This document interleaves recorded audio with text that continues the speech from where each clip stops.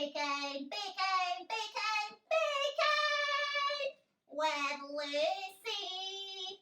Hi folks, nice to have you today. Today we will be baking. We will be making something yummy and that will help us explore the Bible story. But first, over to my pals, Joanna and Gavin. Good morning, Joanna. Morning, Gavin. Hello to you as well. Yes, Lucy is going to be baking today. It is going to help us out.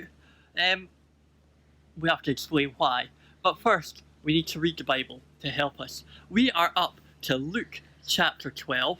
And, last time we read about Jesus speaking to a Pharisee in his house when he was there for dinner. And he said all sorts of things to Pharisees and lawyers that they didn't like that much. But now, he's moved on, so let's see what happens. Luke 12, from verse 1. In the meantime, when so many thousands of the people had gathered together that they were trampling one another, he began to say to the disciples first, "Beware the leaven of the Pharisees, which is hypocrisy. Nothing is covered up that will not be revealed, or hidden that will not be known. Therefore, whatever you have said in the dark shall be heard in the light, and what you have whispered in private rooms shall be proclaimed on the housetops. I tell you, my friends, do not fear those who kill the body, and after that have nothing more that they can do. But I warn you whom to fear. Fear him who, after he is killed, has authority to cast into hell. Yes, I tell you, fear him. Are not 5 sparrows sold for 2 pennies? And not one of them is forgotten before God. Why, even the hairs of your head are all numbered. Fear not, you are of more value than many sparrows. And I tell you, everyone who acknowledges me before men, the Son of Man will also acknowledge before the angels of God. But the one who denies me before men will be denied before the angels of God. And everyone who speaks a word against the Son of Man will be forgiven. But the one who blasphemes against the Holy Spirit will not be forgiven. And when they bring you before the synagogues and the rulers and the authorities, do not be anxious about how you should defend yourself or what you should say. For the Holy Spirit will teach you in that very hour what you ought to say." Cool. So, we see in our passage that there were so many people who wanted to hear what Jesus had to say and wanted to see him, that they were trampling all over each other. What a huge crowd of people. But he doesn't just talk to everybody. Who does he talk to? The passage tells us that he talks specifically to his followers, to the people who were following him around and who were following what he was saying. What does he tell them? He gives them a warning, so a serious thing. He says, beware. What are they to be aware of? The leaven of the Pharisees, which is hypocrisy. Hypocrisy? Is it to do with, not to do with hippos? Not a hippopotamus, hypocrisy. Hypocrisy and leaven. Okay, take a minute, I'll explain. So, remember last week that we saw that the Pharisees were trying to look good to everyone around them. They washed the bits on the outside, but the bits that could be seen, but they weren't too bothered about the inside and the bits that couldn't be seen. They wanted people to see them giving to God, but they did it with the wrong attitude. They did it with the wrong heart. They wanted to look good to people, but not because they loved God. It was all about how they looked to others. They wanted to look like one thing, to look like they were one sort of person, but they were really the other sort of person. This is called hypocrisy, when they looked like one thing, but they were really doing another thing. I think I've got it. So it would be like if you came home from school and you said to mum and dad and people at home how terrible it is that at school people speak horribly to each other, they swear, they say terrible things.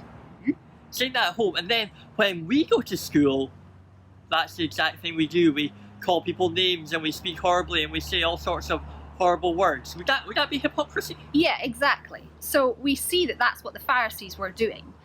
And they really actually thought that as long as they looked good on the outside, that they could kind of fool God, that he wouldn't notice the rest. Fool God?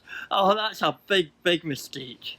Now, I can see that how they were hypocrites and why that's wrong, but we had that whole thing about leaven? What is that? Well, we're going to find out with Lucy just now what is this all about, this leaven. And this is where her baking is going to help us figure that out. So, today, in the kitchen, it's head chef Lucy and my sous chef, Gavin. Oh. So, Gavin, we're going to make some bread today. So, first of all, you need to take all that flour, that huge amount, and put it in our bread maker. Okay, there's a lot of flour. Is that? You need all that flour to make a big lot of bread. You need it all to go in. That's a very important part. Something even went in the right place. Oh, don't do that. It might burn. Right, chop chop. Okay. Next, you're going to need some salt. You need 2 teaspoons of salt, and that makes it nice and tasty. Not too much though, it's not good for you. Just 2 of those. And that will spread throughout and make it tasty. Okay, almost there. And next, you're going to need some oil. Okay, so listen up. You need 3 teaspoons of oil. Is it teaspoons or tablespoons, Lucy? Oh, let me check the recipe. Oh! I was just checking you were concentrating. So you are, so well done. You can be a good chef. 3 tablespoons of oil. Okay, right, but remember, I'm the boss. Okay? There we go, 1, 2, 3, all in. Excellent. Now, very important, we're going to need some yeast. And that is our leaven. We've only got a tiny amount. Have a look at that. That's not going to be enough. Well, we need it for the bread to rise. It makes it leavened. It makes it big. It's a tiny amount, but that's going to be plenty because it spreads throughout the whole of the dough and it makes it nice and fluffy, or else we'll have a pancake. Okay? So put it all in, and I know it looks tiny, but that's the most important bit. And you will see soon what it does to our bread. I don't think it's going to be enough. There's only a tiny bit there.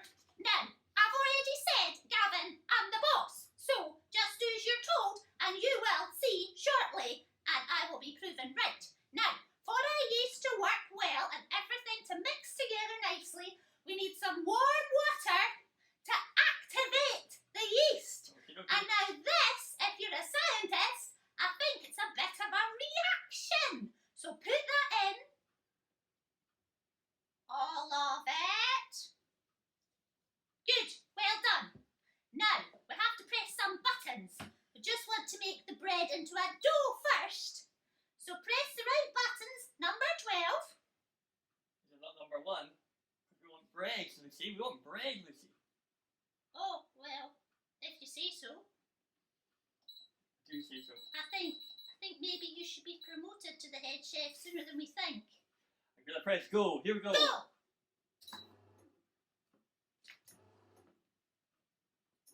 It says 3 hours, 10 minutes. Hang on. This is going to take a while.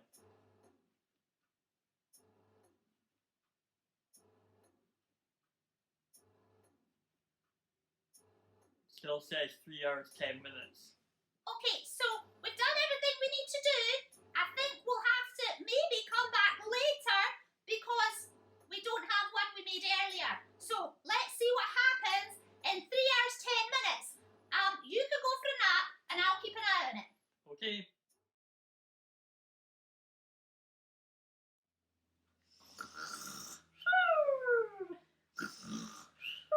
Oh, it's still got an hour and 4 minutes to go. But Lucy, look! Something's happened. What is it? Something's happened. Look, I'll show you as well. Let's That's see. great! Has it got big yet? Let's have a look. It's Wow! massive! How has that even happened? It was tiny earlier and now it's massive. Lucy, how has that happened? I don't understand. Well, that's exactly what's meant to happen, Gavin. That is the yeast. The leaven has gone all the way through the bread and made it rise up. Fantastic. So such a tiny bit has done all that. Yeah, and you won't even see it. It's just all the way through it, doing its bits and business. Amazing! It is amazing. And it also smells good, so let's wait a bit longer and we'll have some yummy bread to eat. Fantastic. In the baking with Lucy, we see that the leaven, the yeast, is actually a good thing in this situation. It's needed, or the bread would be flat. The yeast is what makes it rise, what makes it fluffy, and what makes it yummy. And in the same way in our passage, Jesus is explaining to his followers that it only takes a small amount of badness to ruin everything. It takes a small amount of yeast to spread through the dough and make the whole dough rise. And in the same way, Jesus explains, it takes just a small amount of bad, of wrong, to make everything spoiled. And it says here in the passage that you can't hide it from God. The Pharisees were trying to do stuff thinking, oh, God won't notice. How silly. God knows everything. You can't hide it from God. It's a bit like maybe this. Do you know that Jacob, the pastor, is really smelly? I think he could probably hear you. I don't think it's a secret. I think everybody probably just heard you say that horrible thing. Oh, You don't think you can hide that? oh You yeah. better go and say sorry to I'm him. sorry, Jacob. I didn't mean that. But it's the same with what was happening here. They thought they could say it and God wouldn't notice, but he does. He knows everything. But why would people do that anyway? Why would we try and trick God? Why does it matter so much for us to look good on the outside to other people? Well, I think really they were scared. Hmm. They wanted people to like them or not hurt them. They wanted to look good so that people would think they were great. Hmm. Now, if you're a follower of Jesus, if I'm a follower of Jesus, and somebody says, those Christians, they're really stupid, I'd never be friends with one of those Christians, then we might be tempted to agree if we hear that, because maybe we would be scared, or maybe we think they wouldn't be our friend anymore if we can go along with them. Well, sometimes that is what happens. If you are a Christian and you share that with other people, sometimes they don't like that, and you sometimes can lose friends over that. That's the reality of it. It can be tough to be a Christian, and the reality is that can hurt. That can hurt our feelings, and it's hard to figure out what to do about that. But in the passage here, keep on looking at it, it's got loads of good stuff. Jesus says we shouldn't fear those people, we should only fear God, the one who knows all things and the one who has power, not just now but for all time, to have those who love him with him in heaven forever. And it says that those who reject him will be in hell forever.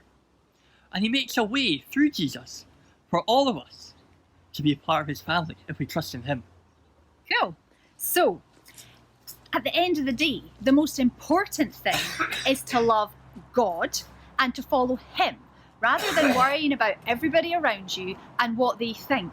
It's important to trust the one who knows you the best and follow him and him alone. So, if you have stuff in your cupboards at home or your fridges, you might want to get mum and dad to help and see if you can come up with any good baking ideas and put something together and enjoy baking along with Lucy. See you soon. Bye.